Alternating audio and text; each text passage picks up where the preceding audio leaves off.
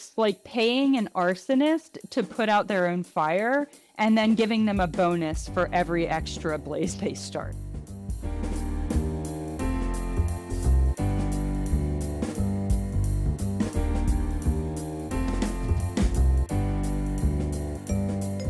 Welcome to the Our Hen Hiss interview. This is Mariann Sullivan, and today I am super excited to be joined by Jessica Culpepper, who is the executive director of FarmSTAND, which is an organization that I guess it's not a brand new organization because it has broken off from a much bigger and larger organization, but I'm so excited it has because it really does need to stand on its own, so to speak.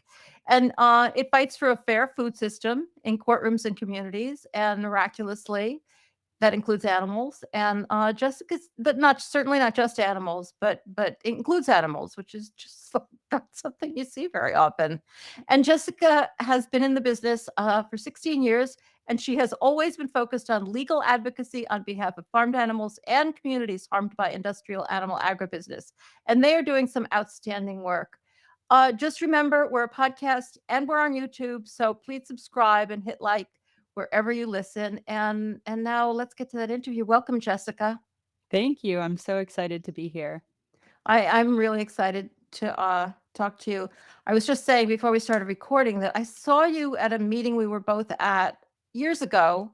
It's very I remember you very clearly because you spoke so strongly about a number of issues, and we're going to get into some of those issues. But let's just start out for people who aren't familiar with your work. Sure. Just give us an overview of FarmSTAND and kind of the theory of change there, and then we'll get into detail. And particular emphasizing that point that I just made, which I find it very unusual for an organization dealing with farming to be worried both about the animals and the people. Yeah, thank you. Yeah, I do. I think that we feel strongly about that. We existed for over a decade, as like you said, as part of a larger organization, and we just kept seeing the need grow and grow, which is why we started FarmSTAND as an independent organization. We just really didn't see any other legal advocacy group that,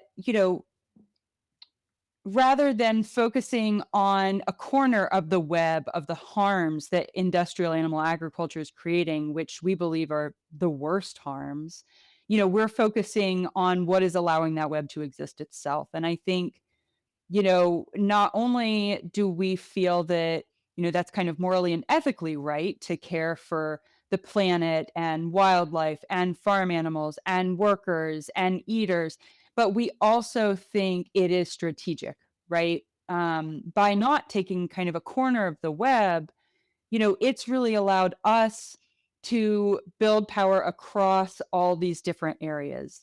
We care very deeply about the animals, but by not saying we are here for animals, it allows us to represent animal farmers, because they are both trapped in the same system. And, not saying like we're only here for workers, it allows us to represent communities impacted by the places that those people are working in. And what we have found is, we bring lawsuits that represent workers and animal welfare groups and communities all in one case. Then they start talking, then they form trusting relationships. Ultimately, that helps us build power against, a really powerful industry that wants to divide us. So, we're really excited to be an organization that's just really solely focused on uniting all of these different, uh, people and animals and advocates who are impacted by this system. And it's such important work. And I think there's more recognition within the animal protection movement that this is really necessary. But it's always been tough, and it is tough because the animal protection movement has always had difficulties partnering with other groups that are victims of the same system.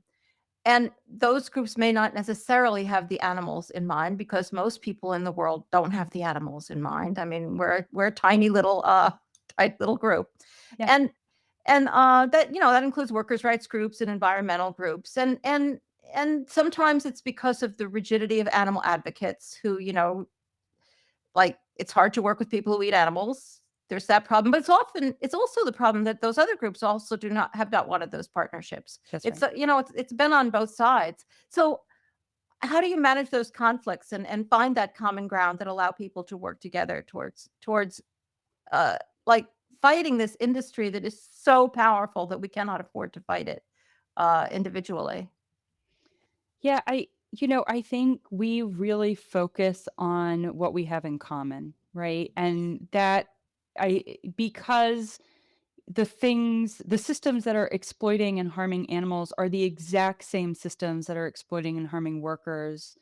Um, you know, uh, there is a lot to focus on in common. And I get it with animal welfare and vegan activists. I think I became vegetarian when I was 12 in the early 90s. Um, there's just not a lot of people, right? Like, I was definitely picked on for that, and I wanted to find my people, and when I did, I felt this huge sense of relief. I think that there's this great draw to wear the animal's hat, right? Because so many other spaces ignore that, and so it's just this deep call, and I think that there should be advocates doing that. I think the problem happens when you have a group that maybe a lot of their members are farmers that raise animals, either in part or in whole, and then they see that as a threat. And so I think what we've really been able to do is just take this position that, you know, it's the corporations that are the problem. It's the way that they're behaving that is the problem. And nobody can disagree with that. And so that has really allowed us to at least bring people to the table. And when people do come to the table, I think that they find they have a lot more in common than they thought. But our experience generally has been that even where maybe there's been some distrust at first, working together has built trust across these movement spaces. And, they build lasting relationships, which is wonderful. Like, this is our hope. Even outside of what we may be able to achieve in a courtroom, I think building that collective power is the real win. Yeah, I really like the way you put that because I think we all do feel like nobody is speaking for the animals. And they'll like people like to say, well, they're not really voiceless. They do talk up, but they're not talking in any courtrooms and in any spaces of power. So we're not going to do it. Who can do it? But that doesn't mean, I mean, people politics makes strange bedfellows. It's a very, very old point, and people have to get together in order to make change. So it's tough. And I think, I mentioned the other side that frequently, I think sometimes even more frequently, other like environmental groups and perhaps workers' rights groups, so I think that has been the weakest link in Yeah. this whole world, Yeah. uh, have not wanted to work with the animal groups, but the animal groups have gotten more power. And so it's a little bit more attractive to like maybe find that advantage on for everyone. So I do see progress in that part in that space. And I think it's just a matter of being very, very careful in your communication of, what you agree with and putting aside the things you don't agree with and not ever feeling co-opted, which people just really don't want to have happen. And I one of the another thing that you've identified as part of the problem is this tendency. This is specifically in deciding what legal cases to bring. The tendency of animal welfare advocates to prioritize litigation against the worst corporate abusers. And it's pretty, the very worst of the abusers and abuses, like really focusing on the worst of the worst. And that's pretty standard for lawyers. You want to bring the cases you can win and that are the most dramatic. But you I think I read that you feel that this can lead to a false perception that animal abuse is like just the worst case scenario, Yeah. and there's a few bad actors, and the industry is always really, really happy to jump on board with the, "Oh, we're horrified, we Right. fired them right away." And you really try to focus on this broad system of control. So how do you strategize legal litigation? How do you strategize the legal cases to Yeah. look at the broad system rather than finding, like, the horrific, horrific abuse that everybody's gonna agree with, "Oh, yeah, that's terrible." Yeah, I mean, to be clear, I think that the folks who are doing the work exposing some of those worst abuses are doing critically important work.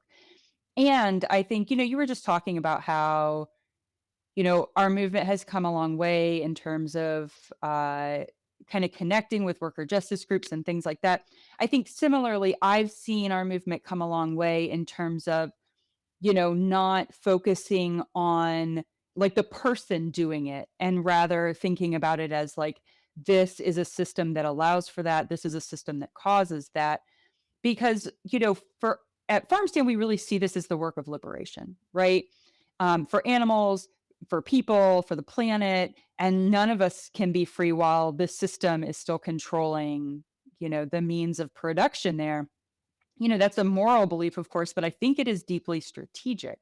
And so when we're looking at litigation, we are saying, like, what is it about the world that we want to change? It isn't that we want to punish somebody who's being horrifically oppressed, being put in this system where they are doing terrible things to animals. What we want to change is that corporation that is oppressing workers, that's hiring them in those scenarios, that is encouraging that kind of behavior, that's putting profits above people and animals and the environment.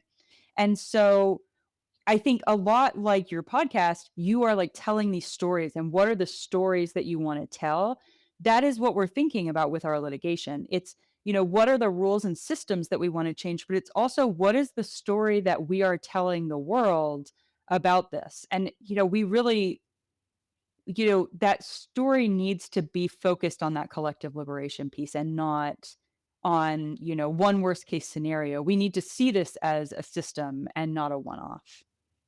Yeah, I think that's so interesting because I've been talking about uh, uh, legal advocacy and how we need, how there are science educators, are they called, or like like people who translate science Mhm, for mhm. other people.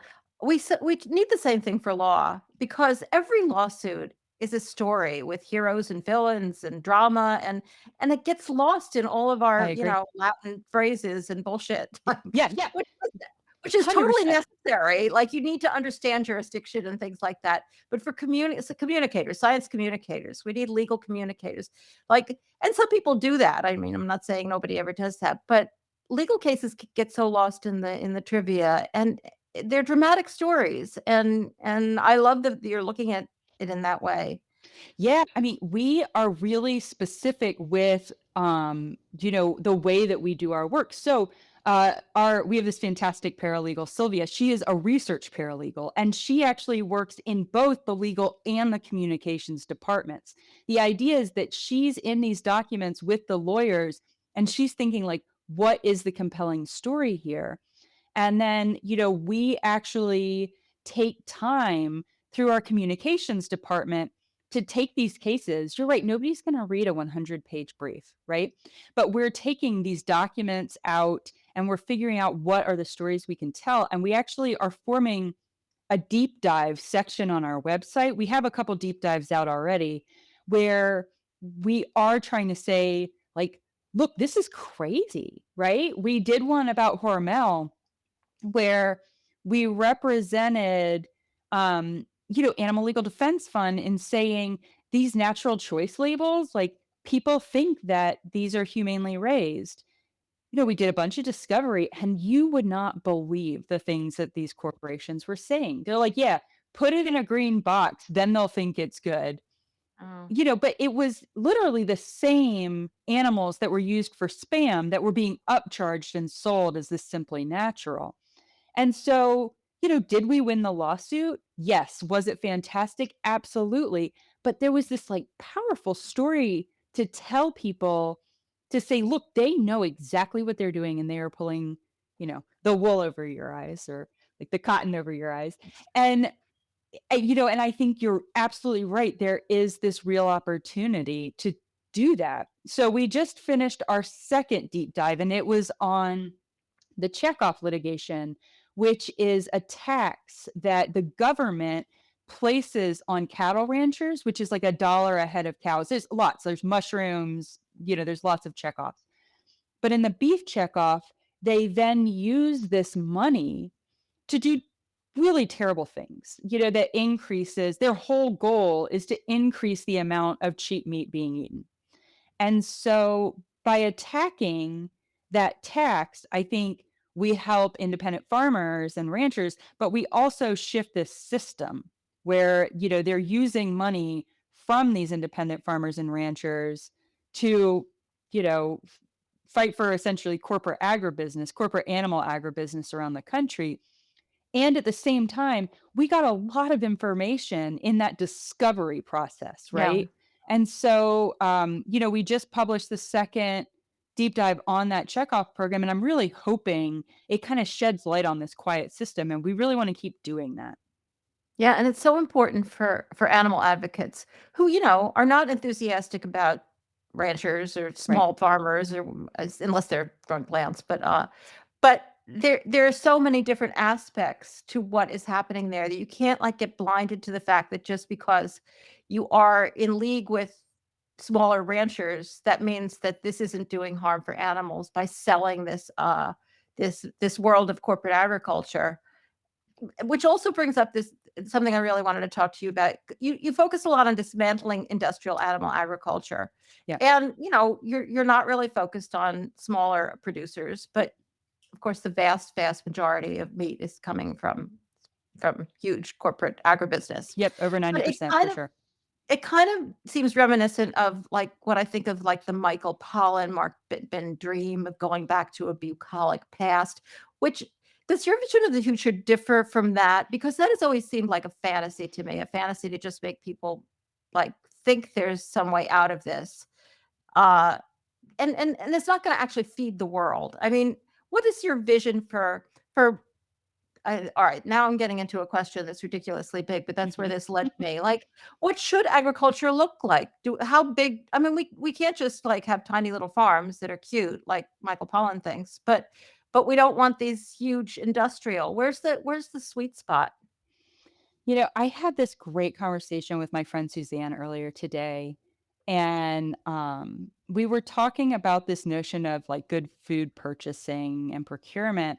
And she said, the problem with the focus on local is that a factory farm is local to somewhere, right? And I was Yeah, like, oh, that's such a good point, right? yeah, So I do think that there is this tendency to focus on local, and I like that because it creates more accountability, right?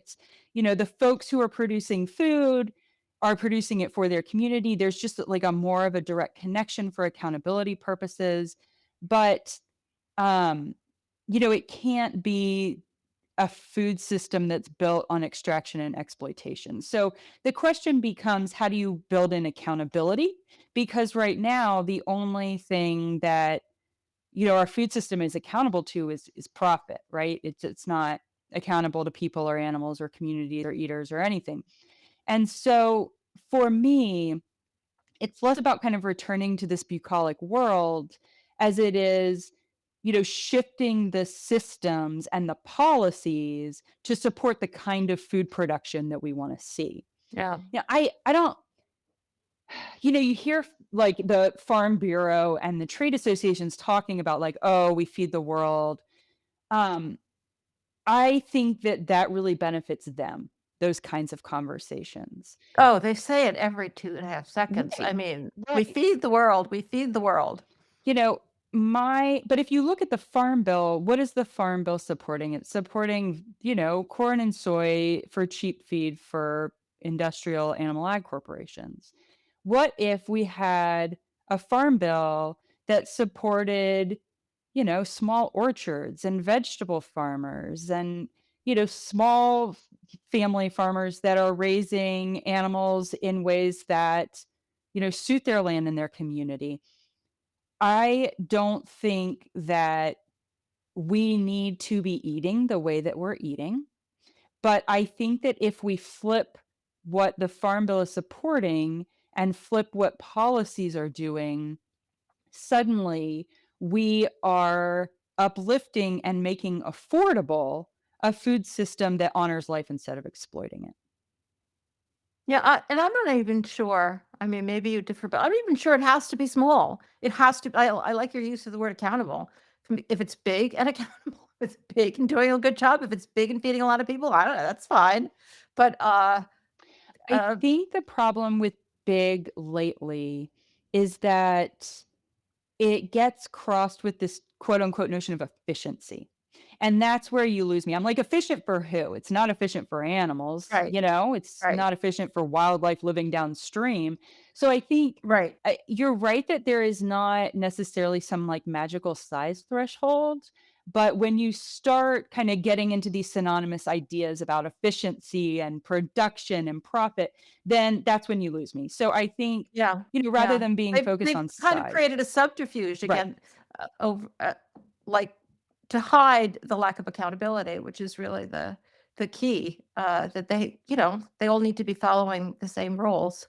Uh, Yeah, well, and I think what we've seen around the country is that the number of animals being raised for food is increasing, but the number of farms is yeah, decreasing.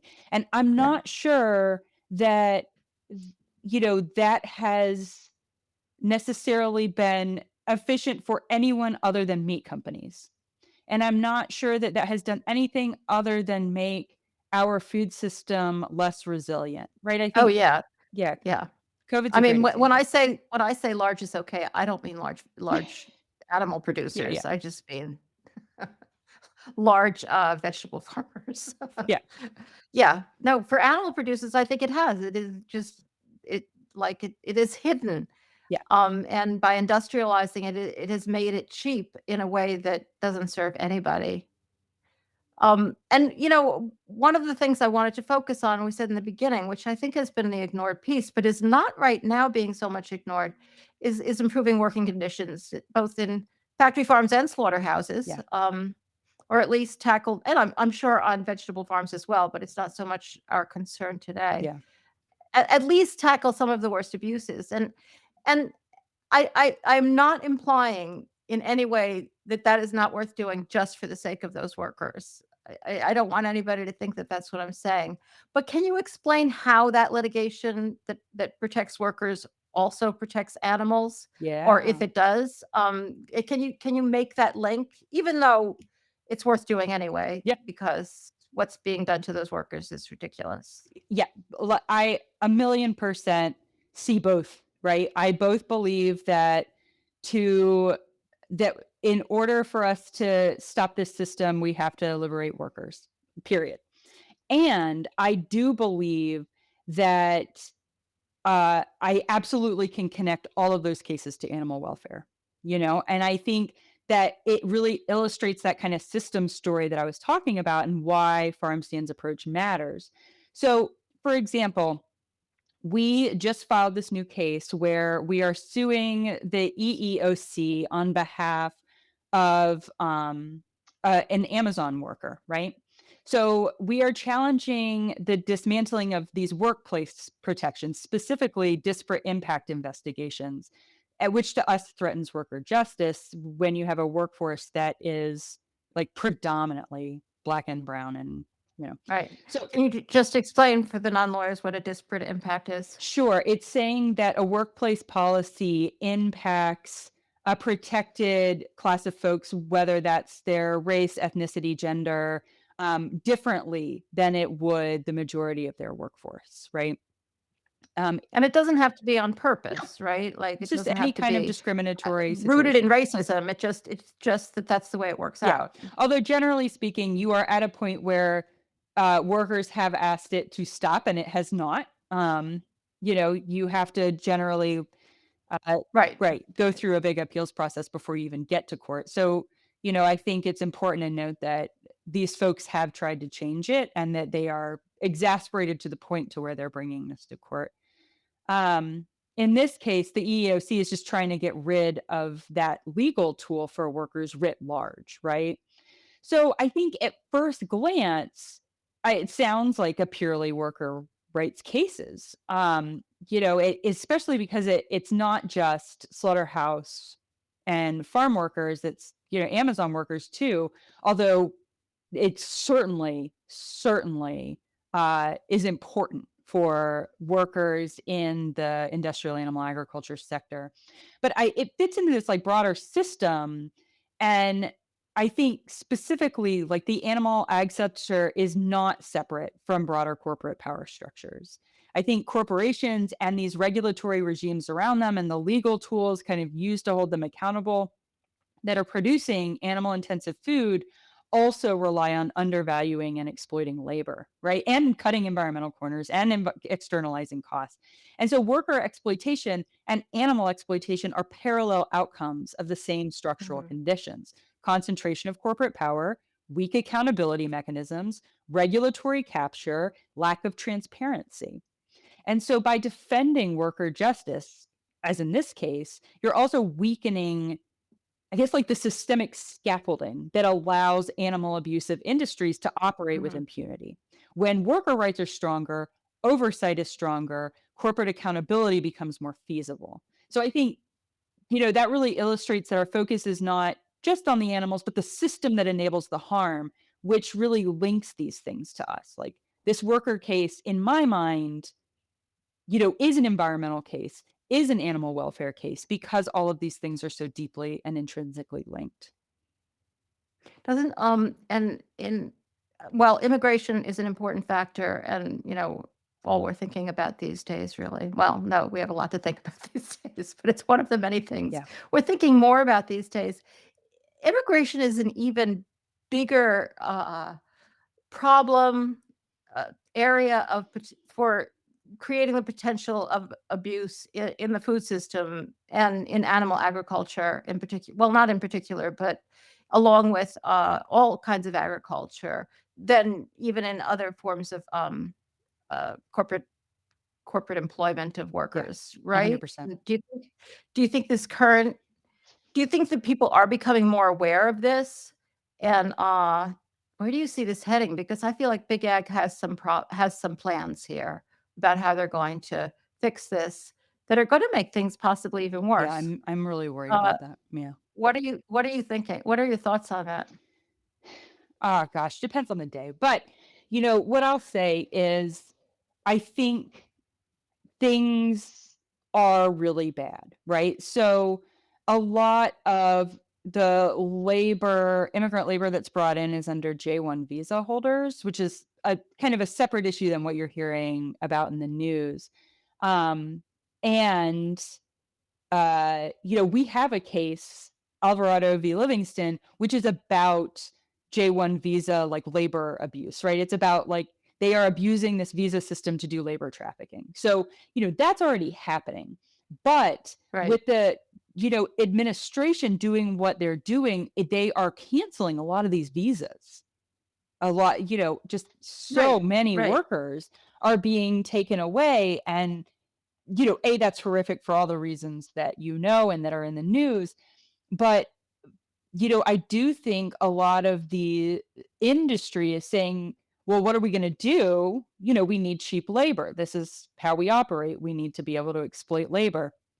And so some of the changes that they're looking at doing to some of the other visa programs, including like lowering their pay, but also, expanding some of these other visa programs that have really like terrible conditions around them, would create a real problem with animal agriculture. It would give them access to a labor pool that they do not currently have access to, which is very troubling around migrant workers. I think, there is also other questions that we don't have answers to. Like, are they going to start exploiting prison labor more?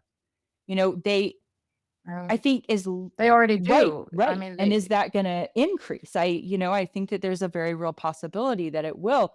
I think the point is, right now what they're saying is, in order for us to operate, we have to exploit labor. And so how is it that you're gonna let us exploit labor? And we have an administration right now that is more than happy to give them the means to exploit labor, at the same time just absolutely terrifying immigrant and migrant workers in this country.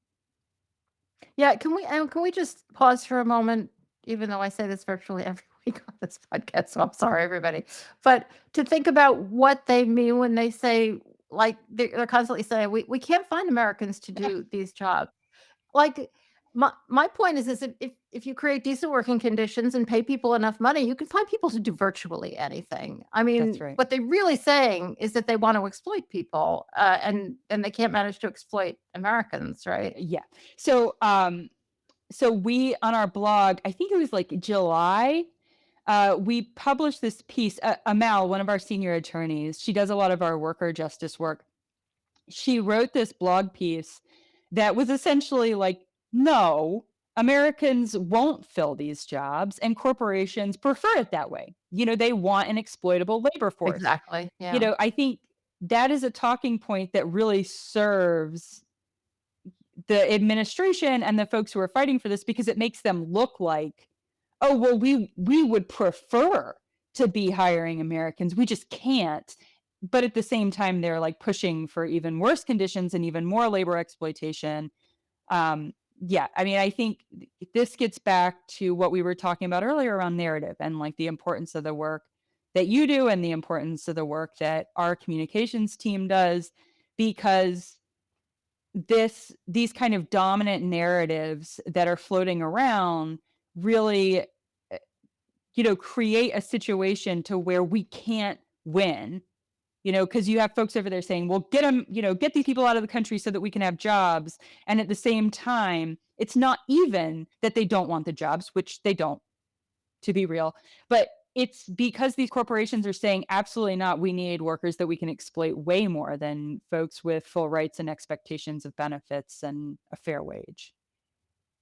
Because then the price of food would have to go up, and then people actually might start thinking about not eating quite so much meat. Well, and the cost of food is going up, but I think the problem is that their profit would go down. So, let's talk about methane. I love to talk about Because methane. I mean, as n as anyone who listens to this, I have some things I perseverate on, and methane, uh, we can't hire Americans to do this work is one of them, but another one is methane, and the dairy industry's turn to methane farming is something of an obsession with Good. me, but the first time I heard about it was from you. I was at an event, it was several years ago, and I never heard of this issue, and you predicted this was going to be big and disastrous, and you were Yeah. right. So, for those who haven't heard me go on and on about it or don't understand what I'm talking about, can you just briefly explain the problem and then tell us where you are now on this issue and how that fight is going? Yeah. Yeah. Thanks for raising this. I started seeing the proliferation of methane digesters, what we call factory farm gas, uh, many years ago, and like hearing concern from the communities being impacted by it. And just for your listeners, in case they don't know, uh, large factory farms choose to do liquid manure management, meaning that they use water to kind of flush these cement buildings where they confine the animals, and they flush, the raw sewage into a big earthen lagoon, right? And there it sits and it forms methane because of the liquid nature of it, because of the introduction of water. And then it's sprayed on the fields and it's terrible. But that is a choice that is made by the industry, is to liquefy the manure. Well, this is causing a just massive methane problem. The other cause is, of course, beef feedlots and kind of the burping and farting, right? It's the technical word for it is enteric fermentation. So you've got kind of these natural bodily processes from the beef, and then you've got hog and dairy uh, factory farms where they're choosing to use this manure management. To be clear, at beef lots too, they collect a lot of the sewage via this liquid waste. So when people started to realize how much methane these things were emitting, and methane is a very powerful greenhouse gas, very damaging, um, they started to get concerned. And so what the industry said was, well, rather than us having to clean up our mess, rather than having to change our manure management systems to ones that don't destroy our climate, what if we put a big cap over it, catch the methane, and sell it as renewable gas? You know, in theory, that sounds great, right? You're like, oh, you're solving the climate problem. What it actually does is uh, entrenches the system and encourages growth. And the scariest thing of all is that because of all of these renewable gas portfolios around various states that are incentivizing the sale of this kind of gas, particularly in California, California, yeah, yeah. the sale of this gas becomes more valuable than what they are getting from the animal. And so what we are seeing, particularly with dairy right now, is that the production of the methane is more valuable than the milk. And then suddenly what we're incentivizing is the production of methane. So we're not actually reducing anything. They are growing their herd sizes and growing these digester programs to sell more gas. So it's like this perverse situation where you're entrenching this horrific system of abuse and pretending that it's fixing a climate change problem that they chose to start in the first place. Yeah, because the whole idea that this is a good thing because at least we're using this methane instead of releasing it into the air, which is much better to use it rather than is based on the supposition that animal agriculture is inevitable, like that this is something we have to do, that there is no way out of this. And of course, our whole movement is based on the idea that, well, no, it's not only not inevitable, it's destructive in a million ways. So let's just get rid of it. Then we won't have any of this Yeah. methane that we have to use. Yeah. It's Yeah, insane. yeah, yeah. I frequently say it's like paying an arsonist to put out their own fire and then giving them a bonus for every extra blaze they start, Oh, right? that's good. Yeah, And that's good. I think that what you just said is the key. Like this system is not inevitable. This I and this is a real part of FarmStand's like our approach to this work is this notion that our view of our food system is actually achievable. Because I think the second you stop believing that, then factory farm gas actually becomes a pretty good solution. If you think, well, factory farms just have to exist, like we have to do it this way, then sure, like maybe methane is some harm reduction.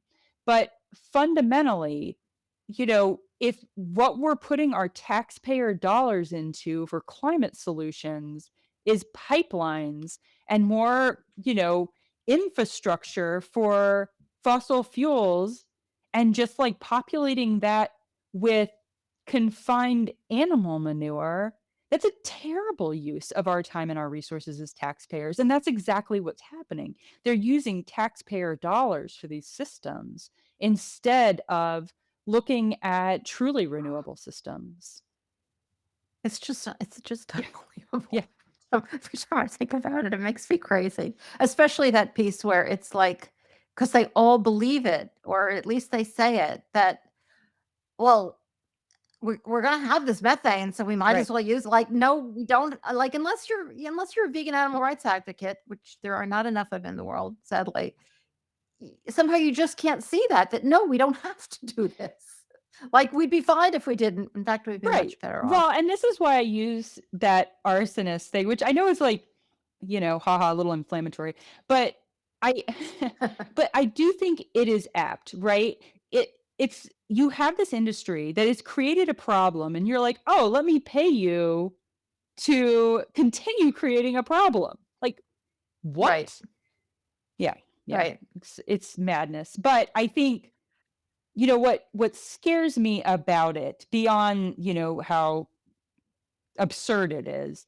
What scares me is that once we've put all these taxpayer dollars into building more gas refineries, more pipelines, all of this infrastructure, Yeah, this yeah, industry is like, it's it's in there, right? It's like more entrenched than ever. And now you're partnering big oil with big ag. Like we don't need that partnership. We're having a hard enough time as it is. Yeah. yeah. And we're actually creating fossil Right. fuels. I mean, they're not fossil fuels, but they're exactly the same as That's right. fossil because they're not from fossils, but, like, we're worried about fossil fuels, and so we're not just digging them up out of the ground, we're actually That's right. creating them by torturing Yeah, right, animals. exactly. So, like, it's like Unbelievable. creating fossil fuels by torturing animals. It's certainly the infrastructure is the exact same infrastructure as the fossil fuel industry is using. Yeah. Yeah. Yeah, it would have Right. to be because that's what it's doing. So speaking of methane, what about other climate issues? Is that a big focus for you as Yeah. well? I know that workers' rights are a big focus Yeah. and I guess I'm not as familiar with the environmental side, but you're covering all the sides. Yeah. So how focused is your strategy on climate change vis-a-vis animal Yeah, ag? it is one of our biggest priorities, as I think it is most people who are worried about our planet and our survivability right now. We are kind of taking a couple different tactics. One is we're taking kind of a transparency consumer approach. So, for example, we've partnered with Earth Justice and we are representing the Environmental Working Group to sue Tyson for claiming that they are going net zero, right? Um, they have no plan for that. They have no plan for that. They're just saying it with zero backing. And our concern is that when they say these things, then consumers think, "Oh, this is an okay choice for me," when there actually are climate friendly alternatives that they might be choosing otherwise. So this deception, I think, is really impacting the market and what consumers are doing, and making it harder for truly climate friendly alternatives to thrive in the market. Um, you know Yeah. Do they use do, oh, sorry, but do they use offset strategies as well? Because that's I mean, I think that's one of the kind of deceptive tactics of polluters who don't want to take who don't actually want to stop doing their climate change pollution, but want to sound like and then they can say that's net zero because of Yeah, some kind of yeah. I mean, offsets or something. I think in maybe a best case scenario, that's what they're doing, but in this case, there is just no plan, right? They have no credible plan Wow, at that's all. that's Right. But amazing. That's but they have amazing. already marketed like climate smart beef. Like Uh-huh. they're out there saying it right now, right? Yeah. Wow. So I think it would be better, and I am super anti offsets to be clear, but it would be better if they even had an offsets plan that was credible and like founded in something rather than just saying, "Oh, by 2050 we're going to be net zero and you know, we're going to get there in Well, some magical math way."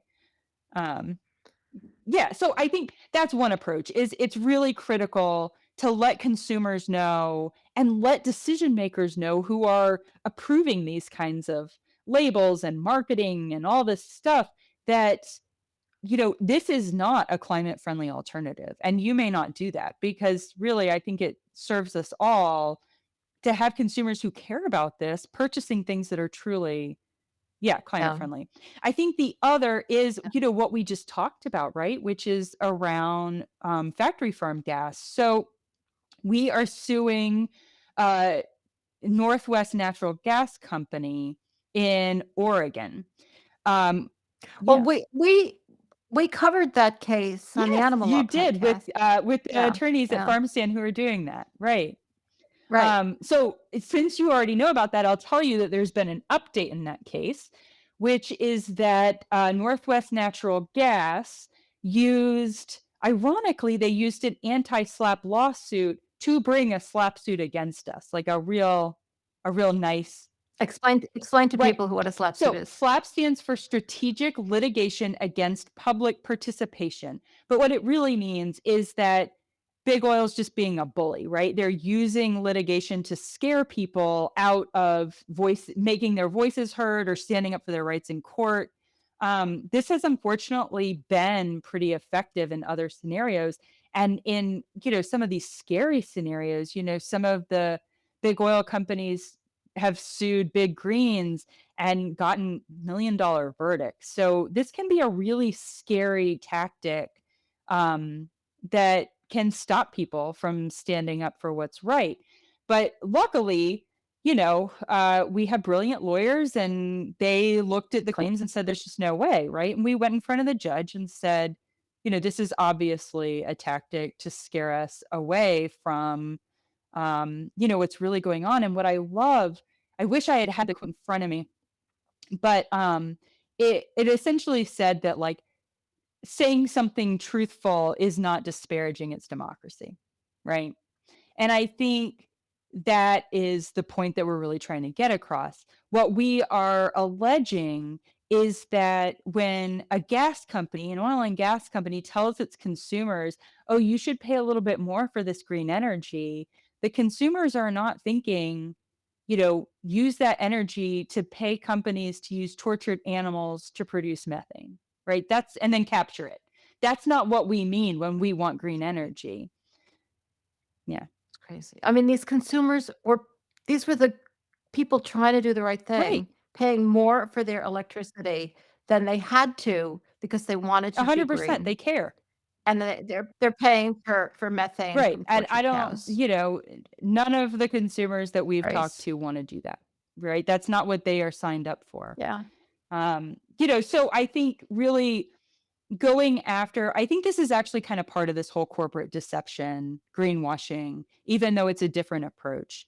I think we're seeing so much right now that people really care about climate change and they want to do good. And we're seeing corporations exploit that in every way that they can.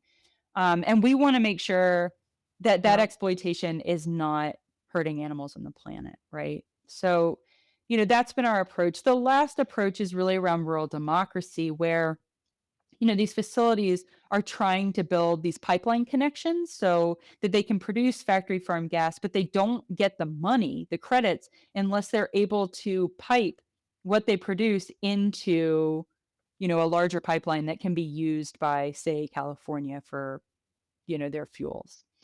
And so we have this brilliant attorney, Nathan, who came up with some very smart strategies to say, listen, we are going to be ready for them every single time they try to get an approval for one of these pipeline connections. We're going to challenge it every single time.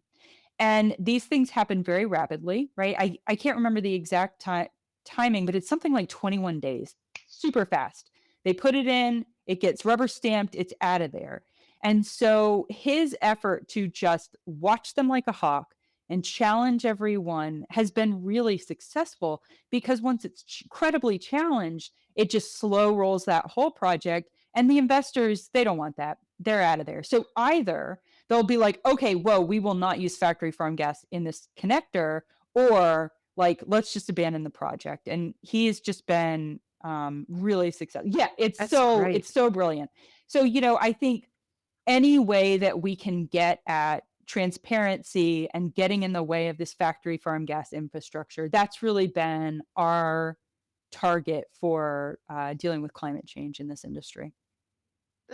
I mean, that's really powerful, and since I live in Western New York, which is serious dairy country, Yeah, I'm very glad to hear of that because dairy is growing here. It is not a dying industry, I mean, right. except in the literal sense, and, I think that's one of the reasons is because That's there's right. money in that Yeah, gas. we've seen so much increase in the You know, industry because of that, it's terrifying. speaking of transparency and getting back to the actual work of more literal animal protection work, and not the additional benefits from the worker rights and environmental. One of the controversies within the movement has always been the idea that improving conditions for farmed animals will make people more comfortable with eating meat, Interesting. even though the improvements are kind of window dressing. Like moving from cages to cage free. Everybody will think, well, now the hens are fine. I don't really sign on to that as a problem because I don't think people are worrying about whether the chickens are fine. People don't seem to be worrying at all. But I do understand that we don't wanna convey the idea, and I think that this is ties into what you were saying before, that just fixing the very worst abuses makes things fine. We always have to be making that communication that, all right, if we can get hens out of cages, that's really good, but it's still really bad. Like, it's just it's hard to do a deal, and one of the things that you've said, is talking about corporate campaigns, and a lot of corporate campaigns are based on things like Yeah. getting hens out of cages or, getting rid of gestation craze, getting rid of some of the worst abuses for animals, And I picked out this quote of yours. Transformative change comes not from boardrooms, but courtrooms and communities. And do you think that these, like trying to do these deals to get rid of the worst abuses, do you think that's not the right way to go? That they're not going to result in real change for animals, but just maybe window dressing? I'm pausing because I've never, or at least if I have heard that, I've like blocked it out. The idea that um maybe we shouldn't improve. I'm not sure anybody's saying we shouldn't improve. Maybe they're more saying, and this is a huge issue within the animal protection movement, I think, I but see. maybe we shouldn't, that's not where we should put our I see. efforts. We should put our efforts into animal agriculture, not fiddling with I it gotcha. I around the gotcha. edges, which really Um doesn't accomplish much. so that's an interesting one. So for us, we don't do corporate campaigns at all. Not I mean, I have to say I was at the Humane Society during Prop 12. I worked on litigation around that. It's some of the things I'm proudest of, right? I love that they did it. I think I was a very young lawyer at the time, but I think I dressed as a chicken who could spread its wings out for Halloween that year, right? I was like so happy that these birds were not crammed in cages. So, you know, I actually I actually can just see this immense benefit to making billions of lives better. At the same time, we don't do corporate campaigns because um, we are not here to make it easier for corporations to hold power. And so I think that's a slightly different thing from saying, we're not going to work on these issues and instead we're just going to work on ending animal agriculture. I guess my question is, okay, how does that shift tactics? Because if it's away from corporate campaigns, fine. I don't think corporate campaigns are good. If if it's away from passing positive legislation that actually changes the conditions around animal agriculture, I don't know. I actually think that's a pretty darn good tactic. I think we have to be pushing from every angle, right? Like we're doing litigation, we're working with organizers, we're supporting their policy campaigns. We don't do policy ourselves, but we want to support the groups who are doing it as much as we can with our tactics, but that seems like a real loss to not put our efforts into a policy arena where we are continuing to transform a system. If that means putting all of our efforts into, say, plant-based meat and things like that, I think that that's a really big mistake, right? Um, so it just depends on what that means in terms of tactics. Does that make sense?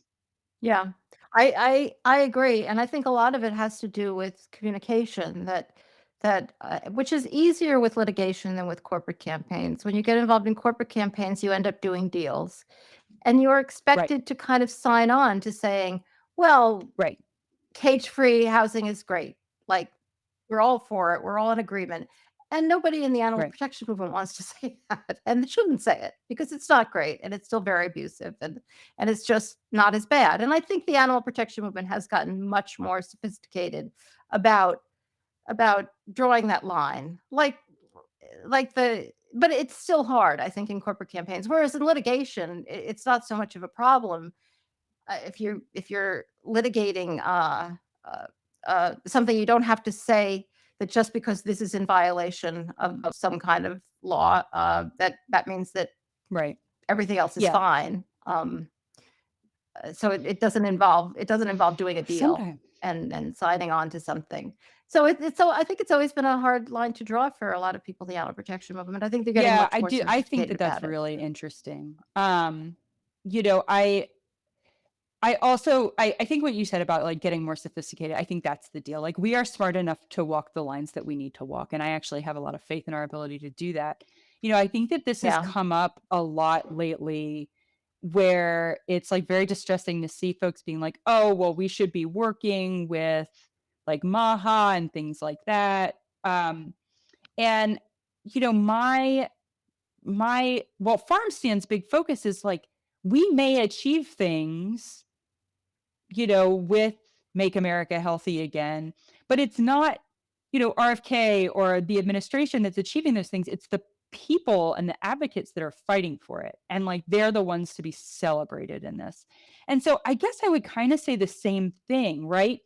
If we succeed at forcing a corporation to change its behavior, we don't need to cheerlead that corporation. They're not suddenly good for what they're doing, but we should cheerlead the Yeah. advocates who work so hard for that. That is a win for our movement. Yeah, totally. I totally agree. And also just always carefully communicating that this is Right. better. That doesn't mean whatever you achieve for animals, it's better. It doesn't mean it's good. I like to say it's a Go with that. higher circle of hell. Yeah.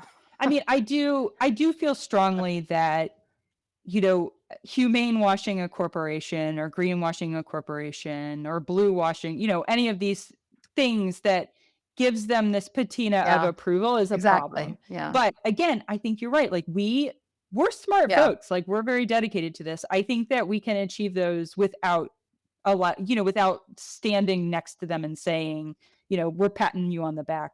But, I saw this too when, Tyson came out with plant-based nuggets and folks were cheering them on. I'm like, I'm not cheering them on. They're not reducing the amount of chickens that they're killing right now. They're just trying to take up more market.